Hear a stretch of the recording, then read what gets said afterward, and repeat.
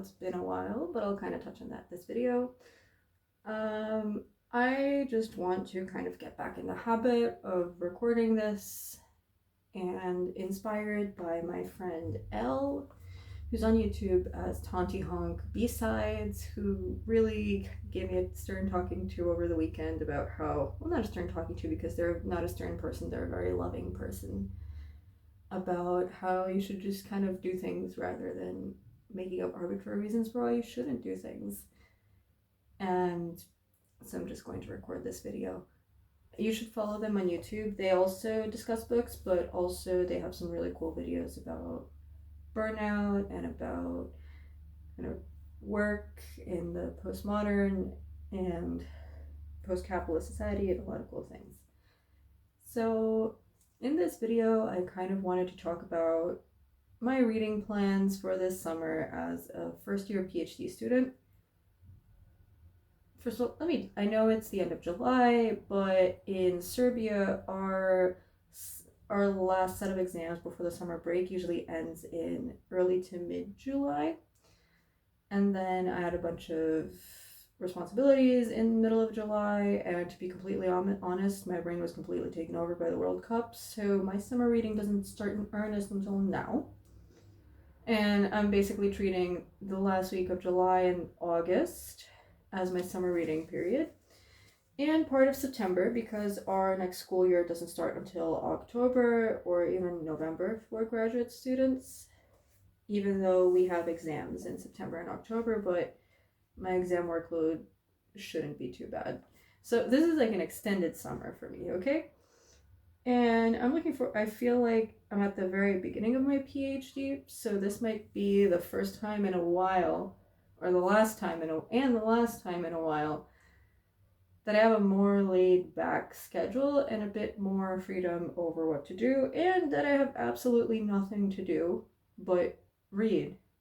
And okay, do an outline for the one exam I'm still missing. But anyway, like, this is about as free as you get in graduate school is what I've gathered.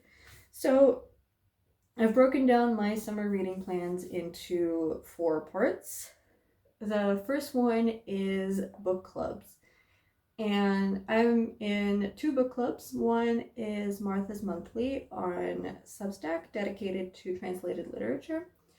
And we're reading Taiwan Travelogue, and the meeting for that is in early August. So I've started that book and I'm hoping to finish it. And then I'm in a Balkan fiction book club hosted by my friend Lea. And we're reading Indignity by Lea Ypi, but the meeting for that isn't until the end of August, so I have some time. But I do also want to read Free by the same author because everyone was talking about it, especially in the Balkan literature context. So that's part of my book club thing. I'm also hoping to tackle the Booker long list. Obviously not the entire one, because I think reading 11 Booker quality novels in a month is not going to happen. But I have until the end of September, and as I mentioned, September counts as part of my summer. And I am doing this as part of a tandem with my internet friend Barbara, who I don't know if she watches these, but shout out to Barbara for inspiring me to do this year. I've always wanted to, but never was really able to motivate myself. I'm going to make separate videos for the Booker novels as I read them. I haven't even taken a really detailed look at the Booker list yet. I want to go in completely surprised. And with this, I'm setting the abstract goal of reading the Booker long list, but I don't want to make it too much pressure on myself, and especially mindful of the other things that I have to read. But weirdly, I'm cheating a little bit. I'm starting off my Booker quest with Taiwan Travelogue, which I mentioned as part of my book club roundup, because that was the International Booker Prize winner. And I think, so it kind of works out, and I genuinely do want to try and keep up with Booker prizes a bit more, because I want to keep up with the state of contemporary Anglophone literature a bit more. My dissertation is more on the contemporary base than with historical literature. That being said, it is a bit difficult to keep up with that living in Serbia, and especially living not in the capital of Serbia, but in a smaller city. Like, not, I really love my city, but like the newest releases aren't always going to be immediately available here, which makes sense because I like, why would people here really be following that? So that also might affect my quest to read the Booker long list, because a lot of that is going to be dependent on whatever I can find through my e-library access, which I still have, and whatever I can find kind of on secondhand resale sites or order here. But not to get too serious, so I'm taking that very loosely, but I do think it would be a fun challenge. Now, because grad school never ends, the third part of my summer reading plan does have to do with grad school related work. So my dissertation topic, which I don't want to talk too much about until I at least nail this down, but I think I can give the wider context, is going to be about postmodern domestic novels, and specifically North American postmodern domestic novels. And I have a few, really what I want to dedicate this summer to is picking out my corpus and picking out which books from this category really fit with what I want to do.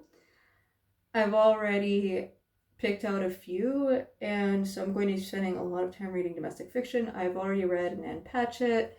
I've already read some Amy Tan, some Jhumpa Lahiri.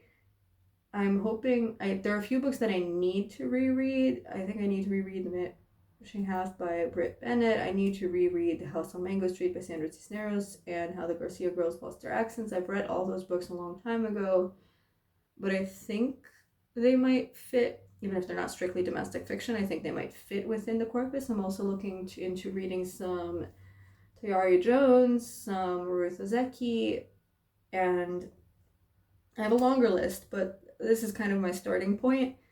I just need to narrow down what I'm doing and which books I'm going to be using. And then the last one, this is really the for fun aspect of it, and that is, I love mystery novels and detective novels.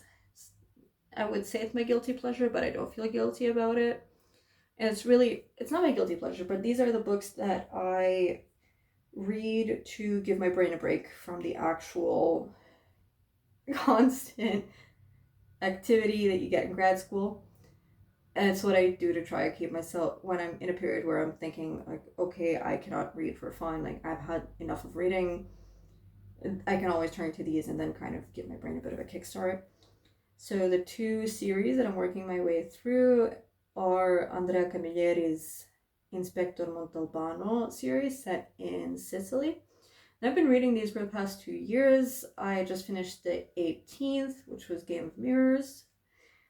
And the last few have been kind of duds, to be honest. I'm a little bit annoyed by them, but I've gotten this far in the series, and in general, I tend to really enjoy it. It's a very postmodern detective novel. It's clear that the writer was very literary minded.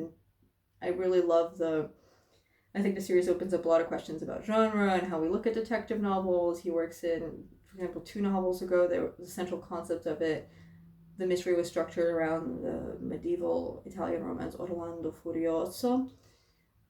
That being said, the past few books have felt a bit repetitive, and the plot has revolved a little bit too much around the main character being a middle-aged horn dog, which I guess I had high expectations for that not to if I thought that wasn't going to happen in a mystery novel by an Italian male writer born, I don't even know if it was early 20th century or the end of the 19th. I think it was early 20th because he died fairly recently, and that would have been impressive. But it does get annoying. And the other one is Donna Leon's Commissario Brunetti series, also set in Italy, although this one is in Venice. I'm currently on Acqua Alta, which is the 5th one. And I love mystery series with a sense of place. Although I'd be really interested to hear from people who are from Italy and what they think about Donna, because she's an American writer who set it in Venice, although she had extensively lived in Venice and researched Venice. So I think it's also a really cool dynamic to be reading these at the same time, one set in the north of Italy, one set in the south of Italy. And yeah, a last note about the format and about what's been happening. So like, I don't super like summer because I don't tolerate heat very well. It makes me physically ill. It makes me feel mentally sluggish. It makes me feel trapped in the house because of said heat intolerance. We don't have AC in the apartment, which normally isn't a problem, but during the heat waves it can be an issue. Because we don't have, and it also weirdly affects my reading, part of it because of my brain just feeling like it's working so much harder to go through things, but also because I get most of my reading done in the evening because my partner goes to bed a lot earlier than I do. But I can't read physical books. Like, I've been trying to read Wives and Daughters by Elizabeth Gaskell for the past 2 months. And I can't because this is so stupid. I can't read physical books because if I read them at night, because we don't have AC, I have to keep the windows open. And then if I turn the light on, I get eaten alive by mosquitoes. So I can only read Kindle books in the summer because I'm just sitting there in the dark. And, well, the number of mosquitoes you attract is never zero. At least it's a lot lower. So that's really annoying, but I've just learned to accept this, and I'll go back to my giant pile of unread physical books come that first cold snap in mid-September. And also my other goal for this summer is to finally replace my tripod, because would you believe it, that is the main reason why I haven't been uploading in a while. Is I get super frustrated when with minor logistical setbacks, and my tripod, like the bit that's on top where you, like the attachment where you fit your phone, has been broken for the past year, which means that it's never, you have to fiddle with it a lot for it to make it level, and as someone with bad depth perception, I can never quite make it level. I know I'm off center right now. I know I'm probably a little tilted, but that just frustrated me so much I didn't want to touch this YouTube channel, and then didn't have time to replace the tripod. But I just was like, oh, you know what? I can just make a video being a little bit off center and explain to people, and they'll be fine with it. So that's my goal for this summer, is to get that part replaced, because it's been annoying me to no end for a long time. And like, my partner Jerry rigged the solution. He's like, it's gonna work, and I'm like, I sorry, I'm a bit prissy on this point. I do need stuff to work right away rather than me having to fix it. And I think part of what I've learned from the first year of doing my PhD is just to minimize your friction when you can. And if I know this about myself, ideally, yes, I wouldn't have setbacks over minor things like this, which I think I'm going to have to work on, especially once I start writing the dissertation. But it is what it is. So that's my other goal for the summer, is to actually replace the tripod. So this was a kind of unhinged little rant, and I know there's going to be, I set a very ambitious goal for myself. Probably when I check in end of August, and would be like, well, I read 30 mystery novels and that's it. And you know what, if that's the way things stand, I'm also fine with it. I think that would probably then mean that's what my brain needed. But while this kind of optimistic drive to read a lot is with me, I'm going to write it as fast as I can before I have to go do exams again. So especially since we're not really traveling this much this summer, I might as well make the most of my sitting in my little darkened apartment alone with the shades down and the windows open and the lights off, and read a lot. So thanks for listening, and I'll check in again with some Booker reviews and other stuff. Bye!